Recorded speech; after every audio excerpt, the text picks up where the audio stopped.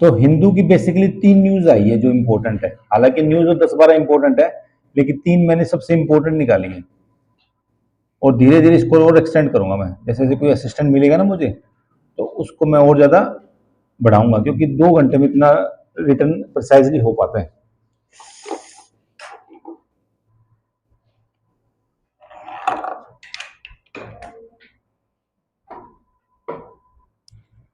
ठीक है, अब 3 न्यूज है। एक है NIRF ranking, national institution ranking framework.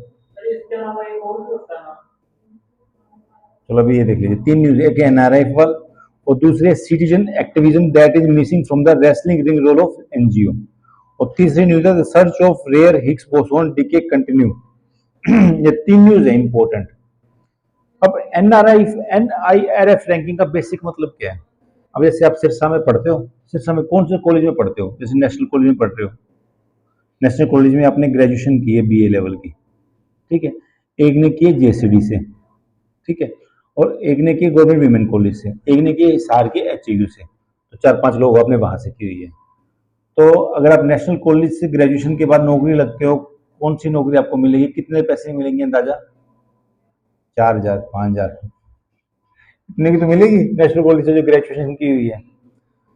उसके अलावा हरियाणा के JGU से, हरियाणा एग्रीकल्चर यूनिवर्सिटी से करते हो और टॉप मोस्ट मेरिट आते हैं, कितनी कितनी मिलेगी आपको? 50,000, लाख रुपए, 1.5 लाख रुपए। और IIT से करोगे तो कितनी मिलेगी? 1-1 करोड़, 1.5 करोड़।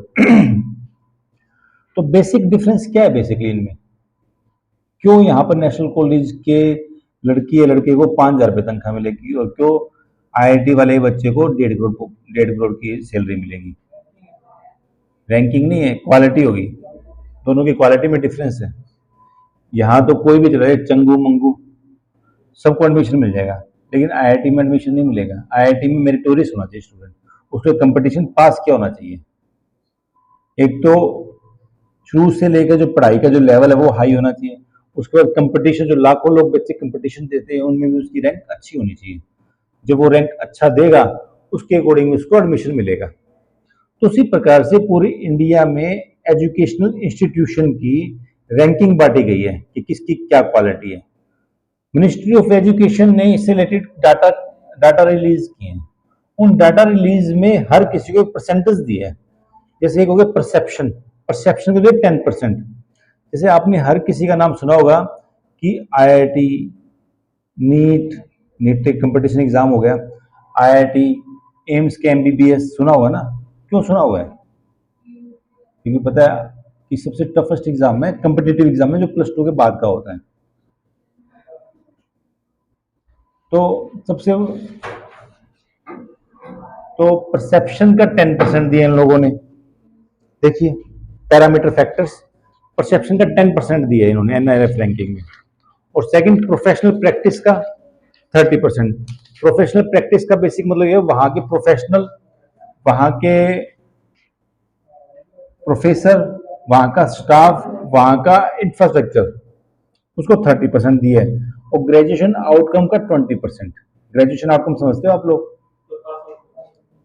हाँ, पास आउट बच्चे तो हो गए, उनकी जो क्वालिटी होती है, गूगल में लग गए 5 करोड़ सैलरी, किसी और में लगे इतनी सैलरी, तो हो गया। और एक आउटरीच एंड इंक्लूसिविटी को, इसको दिया 10%। आउटरीच एंड इंक्लूसिविटी को 10% दिया है। कारण क्या है इसका? इंक्लूसिविटी का पहली बात तो बेसिक मतलब क्या होता है? आपके कॉलेज में IIT में पढ़ने वाले जनरल कैटेगरी के 99% बच्चे, 99.99% बच्चे अच्छी फैमिली से आते हैं। अच्छी फैमिली का मतलब ये एजुकेशन बैकग्राउंड उनका अच्छा होता है, पहले से इकोनॉमिकली बैकग्राउंड अच्छा होता है। आपको किसी को भी देख लीजिएगा, आप है तो कम्पिटेटिव एग्जामिनेशन, +2 तक तो प्राइवेट स्कूल में पढ़ते हैं वो, उसके बाद गवर्नमेंट स्कूल में पढ़ते हैं जितने भी मेरिटोरियस स्टूडेंट होते हैं। देखा आपने? एजुकेशन बैकग्राउंड अच्छा होता है उनका, पॉलिटिकल इकोनॉमिक बैकग्राउंड काफी अच्छा होता है। लेकिन साथ साथ में कुछ सीटें SC ST की भी वहां रिजर्व है। अब SC ST की रिजर्व, इसका क्या मतलब हुआ कि जो जनरल कैटेगरी का बच्चा होगा उसके परसेंटेज ज्यादा होंगे, SC ST के परसेंटेज थोड़े कम होंगे। तो इसका इंक्लूसिविटी का बेसिक मतलब यह हो गया कि कोई भी यूनिवर्सिटी अपने अंदर सोसाइटी के हर ग्रुप को शामिल करती है क्या नहीं करती है, तो उसका परसेंटेज इसमें कम है 10%। इंक्लूसिविटी का बेसिक मतलब ये है। परसेप्शन का मतलब ये है कि आपके बारे में किसी का एक विचार कि वो बंदा ऐसा है, वो बंदी ऐसी है, वो इंस्टीट्यूट ऐसा है, ठीक है। अब सिरसा में आप स्कूलिंग में करते थे, आपने सुना होगा कि वो स्कूल सबसे अच्छा है। किसका नाम सुना हो आपने? किसी का कोई है? बिठा यार, सिरसा स्कूल का सुना, सिरसा स्कूल का सुने या सेंट जीवियर का सुना या किसी का भी सुना है ना। एक परसेप्शन होगी ना आप लोगों की कि स्कूल के बच्चे अच्छे होंगे, तो इसको परसेप्शन बोलते हैं बेसिकली। तो परसेप्शन के 10% दिए जाते हैं, ठीक है। अभी आ रहा हूँ 1 मिनट में, ठीक है।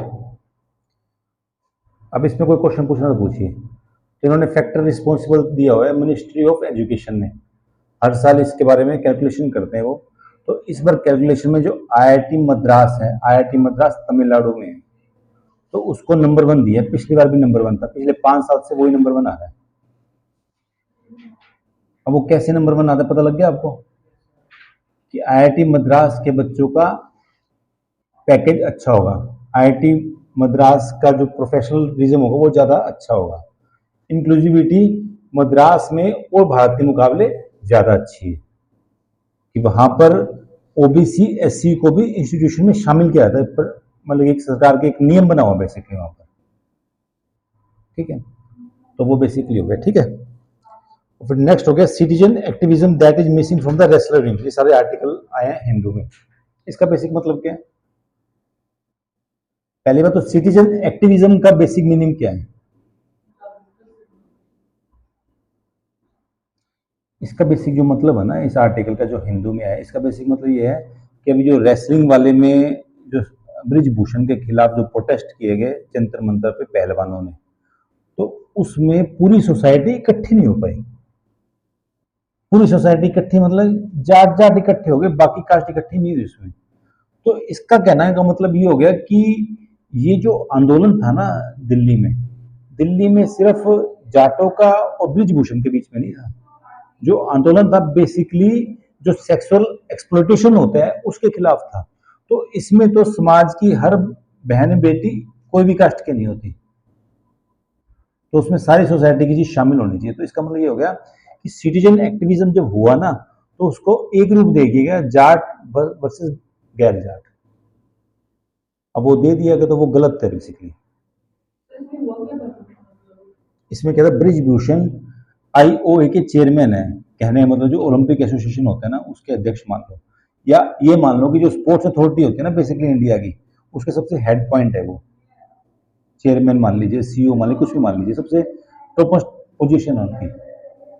अब क्या हुआ कि जो भी रेसलर होते हैं, जो भी खिलाड़ी होते हैं, तो उनको गवर्नमेंट कुछ फैसिलिटी देती है, गवर्नमेंट का पावर होती है, स्टेप बाय स्टेप होता है ना। जैसे आपको कुछ सामान लेना हो या आपको कहीं पहुंचना हो, कंपटीशन में पहुंचना हो, डिसिप्लिन होता है, तो उनके पास स्टूडेंट जो स्पोर्ट्स मैन या स्पोर्ट्स वीमेन होती है उनके खिलाफ डिसिप्लिनरी पावर होती है उन अकेडमी की, ठीक है। उनको कंट्रोल करते हैं basically directly indirectly sports academy तो गवर्नमेंट की होती है। तो इनका यह आरोप ये है कि वो एक ऐसी अथॉरिटी में बैठा हुआ था, उस अथॉरिटी में बैठा हुआ था कि जो इन्फ्लुएंस कर सकता था किसी के कैरियर को। उस कैरियर की एवज में, वो उस फैसिलिटी देने की एवज में इन्होंने उन लड़कियों के साथ जो स्पोर्ट्स वीमेन थी उनका एक्सप्लॉयटेशन किया, ऐसा उसका आरोप था कई महिलाओं पहलवान का। समझ रहे हो कि किसी को कमरे में बुला लिया, गले लग लिया, कुछ ऐसी हरकत कर दी उन्होंने, तो ऐसे उन्होंने एफआईआर लिखी। आपने एफआईआर पढ़ी है? मैंने पढ़ी थी एफआईआर परसों। तो उस एफआईआर में सारा डिटेल बताई उन्होंने, कैसे कैसे ब्रिजभूषण ने हमारे खिलाफ ऐसे सेक्सुअल मोलेस्ट। हाँ पब्लिक होगी ना, अब तो वो पब्लिक करते नहीं लेकिन वो पब्लिक होगी। तो उसमें बेसिकली ये आरोप लगाया पहलवानों ने। तो लेकिन जो न्यूज़पेपर में जो आर्टिकल है, न्यूज़पेपर में बेसिक आर्टिकल यह है कि इसमें सोसाइटी के जो और जो पार्ट होते हैं ना सिविल सोसाइटी के, सिविल सोसाइटी का मतलब ये हो गया कि जो गवर्नमेंट का पार्ट ना हो और जो मार्केट का पार्ट ना हो, that is called civil society. उसमें हर जो सोसाइटी के जो हर एवरी ऑर्गन थे वो शामिल नहीं हुए उसमें। ये है बेसिक। जैसे निर्भया कांड हुआ था, निर्भया कांड में सोसाइटी ने ये नहीं देखा उसकी कास्ट क्या था, उसने सोसाइटी ने ये देखा सिर्फ लड़की थी, इस लड़की का रेप हुआ है, चाहे वो ब्राह्मण हो, चाहे जाट हो, चाहे क्षत्रिय हो, चाहे वैश्य हो, चाहे शूद्र हो, किसी भी जाति का हो, सभी ने उसमें पार्टिसिपेट किया था। लेकिन अब ये सिविल सोसाइटी में ये सिविल सोसाइटी का जो एक्टिविज्म है रेसलिंग वाले में कम पाया गया। इसमें किसान आंदोलन में भी क्या हुआ कि सोसाइटी का एवरी पार्ट शामिल नहीं किया गया। जो किसान आंदोलन था उसमें बेसिकली ये परसेप्शन बनी कि जाट का और सरकार का कंफ्लिक्ट है, लेकिन ऐसी बात नहीं, इकोनॉमिक इंटरेस्ट तो सबके एक जैसे होते हैं, ठीक है। तो ऐसे है कहानी। और थर्ड हो गया decade long search for rare Higgs boson decay continue. अब ये सबसे क्रिटिकल है। ये हिग्स बोसोन बेसिकली क्या होता है, ये पहली बार तुम्हारी नजर में आया होगा। आप तो जो भी मास देखते हो, मास समझते हो आप? मास नहीं नहीं, वो मास नहीं, मास जो कोई स्ट्रक्चर लिए होता है कोई भी चीज, शाबाश, उसको मास बोलते हैं। ये पत्थर है, आपका भी मास है, मेरा भी मास है, इस दीवार का ही मास है। अब ये मास से पहले क्या सिचुएशन थी? मास से पहले तो कुछ नहीं था ना। तो जो इलेक्ट्रॉन का जो मास बना उसी से तो सारी चीज बनी, इलेक्ट्रॉन प्रोटॉन न्यूट्रॉन से, तो पता होगा ना आपको। जो इनका मास डेवलप करता है, जो इनका मास डेवलप करता है उसको बोलते हैं Higgs boson. That is also called gold particle. आपको एग्जांपल देता हूं, बिल्कुल आसान आसान वाला। कहने का मतलब ये हो गया कि आपका जो मटेरियल है एक तरीके से पत्थर हो गया, पत्थर की बात नहीं कर रहा वैसे मैं, लेकिन मैं आपको एग्जांपल देने के लिए बोल रहा हूँ, समझाने के लिए। पत्थर हो गया या कोई भी चीज होगी जो मटेरियल दिखती है आपको, वो मटेरियल बेसिकली इससे पहले एक ऊर्जा का रूप थी, एनर्जी का। ऐसी कौन सी मटेरियल है जो मतलब कि यहां पर कोई भी चीज आई और यहां पर आके इसमें मास मिल गया, इस फील्ड में, स्पेस में, ये स्पेस हो गया और ये हो गया कोई एनर्जी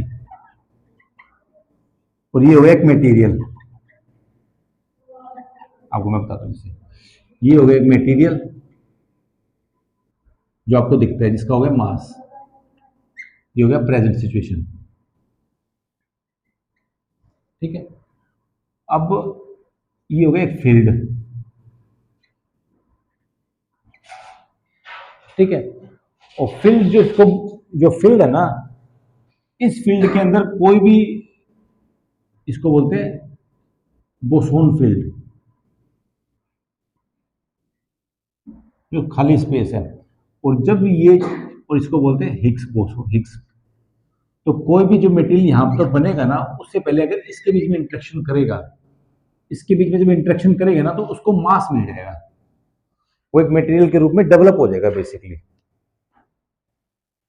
तो that is called Higgs boson. Confuse समझ में? कि अभी कुछ नहीं है, अभी जैसे आपके पास आसपास कुछ नहीं है और कोई भी मटेरियल एकदम से बन जाए, उसके अंदर मास आ जाए, और जो मास बनाने के वाला जो पार्टिकल है ना, उसको बोलते हैं हिग्स बोसोन। तो इसको गोल्ड पार्ट, हाँ खाली जगह पड़ी है, वहां पे आपको कुछ मास बन गया, हाँ, कुछ पार्टिकल्स में इकट्ठा होकर मास बनाएगी। लेकिन जो रिस्पॉन्सिबल है ना पार्टिकल, उसका हिग्स बोसोन नाम बोलते हैं उसको, नंबर एक बात। लेकिन एक फोटोन या जो सन की रेज होती है, जो लाइट होती है, लाइट का कोई मास होता नहीं, आपको पता है। तो लाइट के मास से हिग्स बोसोन फील्ड इंटरेक्ट नहीं करता है। समझ में आ गई आपको? इंटरेक्ट कैसे करेगा? मतलब कहने का लाइट में पास हो जाएगा। हाँ, लाइट पास हो जाएगी उससे, वो इंटरेक्ट नहीं करेगा। जो इंटरेक्ट करेगा वो तो मटेरियल बनेगा ना, वो तो मास बन ही गया, उसमें तो मास डेवलप हो ही गया। फोटोन ही गया तो इसके अंदर मास नहीं होता। जिसका मास होगा वो तो हाँ, पहले मास था नहीं, अब मास हो गया उसका। लाइट इससे इंटरेक्ट नहीं करेगी। इससे जो लाइट होती है ना, लाइट हिग्स बोसोन फील्ड में इंटरेक्ट नहीं करेगी, क्योंकि लाइट का कोई मास होता ही नहीं है। ठीक है, ये बात है। समझ में आ गया? इसमें कोई कंफ्यूजन है आपको? हिग्स बोसोन बहुत इंपॉर्टेंट है, आईएएस में भी आया हुआ है, और मुझसे ये इंटरव्यू में भी पूछा था हिग्स बोसोन वाला। हिग्स बोसोन बेसिकली क्या है? लाइट का क्योंकि मास नहीं होता। हिग्स बोसोन का मास नहीं हुआ है। हिग्स बोसोन एक ऐसा पार्टिकल है जो मास डेवलप करती है। क्या करती है?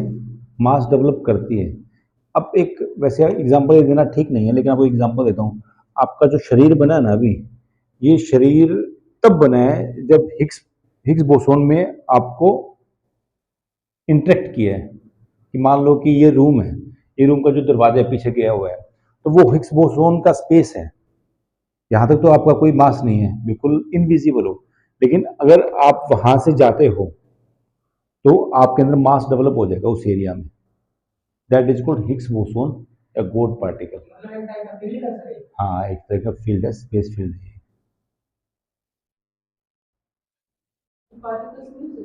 पार्टिकल है ये। हाँ, पार्टिकल का फील्ड है।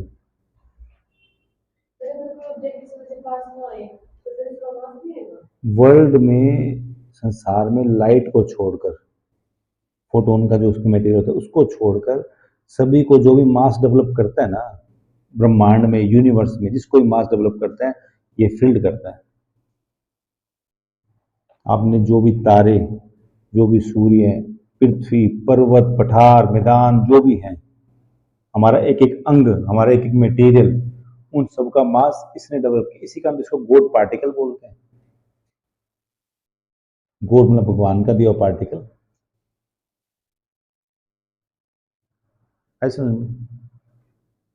कंफ्यूजन लग रही है आपको ये? मतलब कहने का, देसी भाषा में कहने का मतलब यह हुआ कि जो भी चीज आपको मास के रूप में दिखती है, मास के रूप में दिखती है, अब एटम हो गया, एटम से हर चीज बनती है। आप, मैं, पत्थर, बिल्ली, कुत्ते, सब एटम से बने। एटम में क्या होता है? Electron, proton, neutron. इलेक्ट्रॉन में मास होता है ना, उसमें मास तो होता है, तभी तो सारी इतना बड़ा मास बन जाता है। वो मास हिग्स बोसोन होता है ना, जो फील्ड होता है, वो डेवलप करता है उसको मास। उसी से पूरा ब्रह्मांड, उसी से पूरा यूनिवर्स बेसिकली बना है। हाँ, बहुत ही क्रिटिकल, बहुत ही इंपॉर्टेंट है। आईएएस ने मुझसे ही पूछा था इंटरव्यू में ये क्वेश्चन। नहीं नहीं, होता रहता है। तो हिग्स बोसोन का जो इनोवेशन हुआ था, वो हुआ था 2012-13 में। एक अकेडमी थी दिल्ली में बहुत बड़ी, तो उन्होंने मुझसे कांटेक्ट किया था जब मेरा अटेम्प्ट खत्म होना है इसका। 12 में, 12 में मेरा अटेम्प्ट खत्म हो गया था, लेकिन जो 2 अटेम्प्ट थे राहुल गांधी जब आया ना, उसने मुझे दिए। आई बात समझ में? 13 में हो गया था अटेम्प्ट खत्म, लेकिन जब कांग्रेस की सरकार जाने वाली थी ना, तो उन्होंने मत से अटेम्प्ट दिए, क्योंकि हमारा सिलेबस एकदम से चेंज हो गया था काफी कुछ। ठीक है, इसलिए फिर मेरा अटेम्प्ट 2 बढ़ गए थे। तो उन्होंने हिग्स बोसोन उस समय फाउंड हुआ था 2012-13 में, तो इनके पीछे मैंने आर्टिकल लिखा था इसका। नोट्स में, जो बड़े बड़े इंस्टीट्यूट होते हैं ना, वो नोट्स बनवाते हैं बच्चों को, जैसे मैं नोट्स बना रहा हूँ ना, तो उनका तो बड़ा इंस्टीट्यूट होता है, उनके पास तो करोड़ों रुपए की संपत्ति है, तो मुझे रख लेंगे 50,000 लाख रुपए में। और अभी तो मैं रख नहीं सकता ना, अभी तो आर्थिक मजबूरी है। ठीक है, तो वो ऐसे बच्चों को होते थे जिन्होंने पीटी मेंस इंटरव्यू वगैरह दिया हो, उनको सैलरी अच्छी देते थे वो। जैसे आपको नोट्स बनाने हैं हमारे करंट अफेयर्स पर, तो आपको देंगे 70,000, बार्गेनिंग करते थे, बार्गेनिंग में जो जीत जाता था वो सैलरी मिल जाती थी, फिक्स नहीं थी कोई। अब श्री राम में जब मैं लगा था, तो मेरा जो फ्रेंड था उसने पहले ही बोले थे बार्गेनिंग कर लेना यहाँ पर। अब बार्गेनिंग कर लेना, मैं कहा ठीक है बार्गेनिंग कर लूंगा। अब इतनी सैलरी तो मुझे कंपनी में नहीं मिलती थी जितनी श्री राम वालों ने दे दी। अब उन्होंने बोला कि जी हम देंगे आपको 2,20,000 रुपये। मेरे मन में लड्डू फूट के मैंने कितनी सैलरी तो वैसे भी कभी नहीं मिली। तो मेरा दोस्त बोल रहा बावले यहाँ पर 5 लाख रुपए तक मिल जाते हैं महीने में अगर बार्गेनिंग करते हो।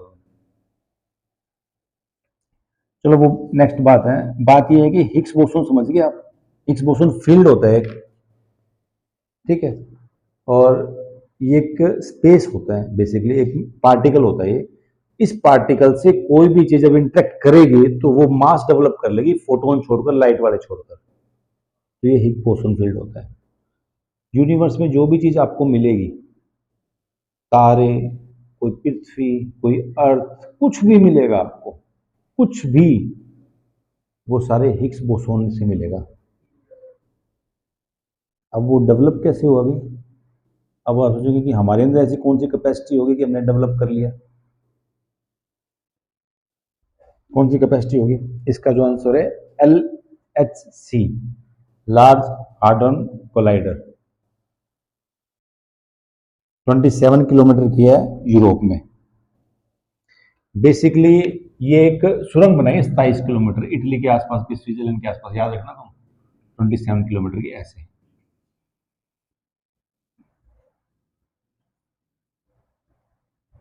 ठीक है,